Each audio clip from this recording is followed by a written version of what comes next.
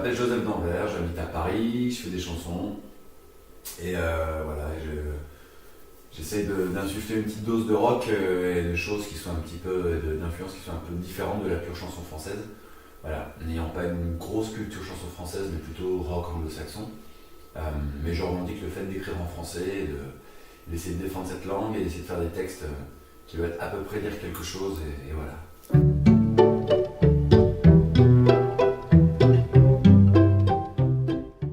Aucune idée. J'étais dans une famille où j'avais juste un grand-père musicien, mais sinon personne jouait de la musique.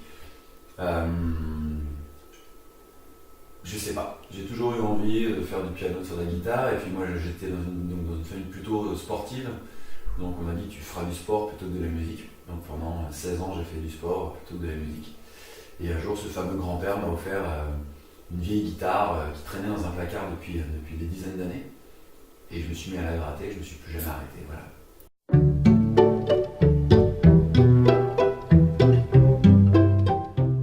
J'aime bien moi avoir des plages de liberté dans la musique et dans ce que je veux dire aux gens. Donc on ne sait jamais vraiment quelle va être l'ambiance. Ce qu'on essaie de faire, c'est d'avoir ce que je dis aux gars. Souvent, ça fait toujours un peu prétentieux quand tu livres l'envers du décor aux gens, mais je leur dis qu'il faut que ce soit à la fois classe, mais rock et énergique. Un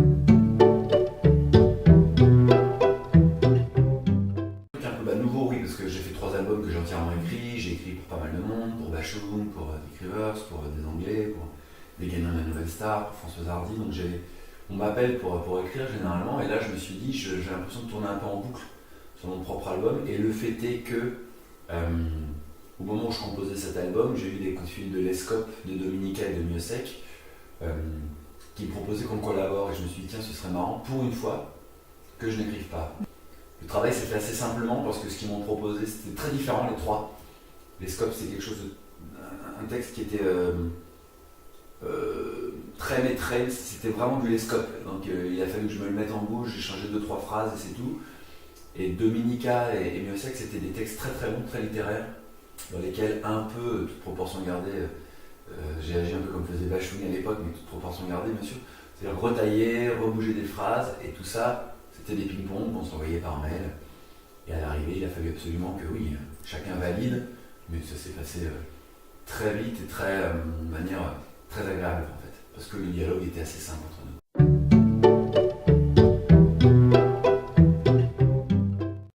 La chance d'ouvrir sur la tournée des Zéniths d'Hubert Félix Stéphane.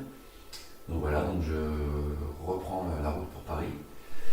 Et puis ensuite on va en Auvergne, on va à Rennes, on va à Brest, on va dans pas mal d'endroits. Et là c'est vrai que jusqu'à décembre, le trimestre qui s'annonce est assez chargé.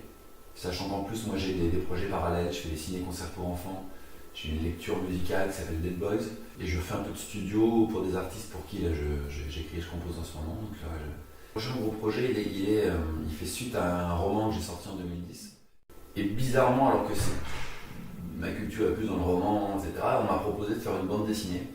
Enfin, un livre un peu hybride, un peu ovni, qui partirait de mes chansons. Donc j'ai commencé à travailler là-dessus.